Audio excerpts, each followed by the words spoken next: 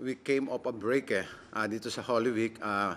And then nag-break kami nung Friday, which usually ginagawa namin 3 days before the game nagpa-practice kami. But I opted not to practice on Friday because it's Holy Week. And laki naman ang tiwala ko sa mga players na ito dahil they know how to win.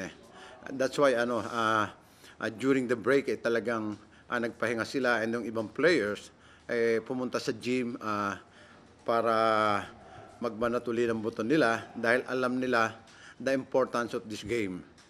We're up against a star na alam natin na may magaling na import, Leaper, but I'm happy to see our import na talaga nakipag-compete siya and namayani yung pride sa puso niya dahil alam nila na si Mitchell is a prolific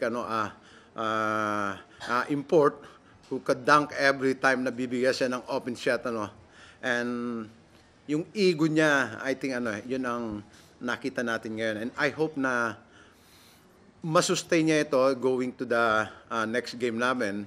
But I'm confident na there's a lot of things na makikita pa dito kay Rhodes, especially slowly nakukuha niya na kung ano yung larong Pinoy, especially yung sistema namin.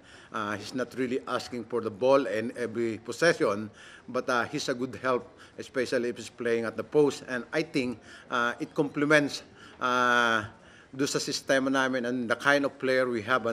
Yung chemistry nakukuha na niya.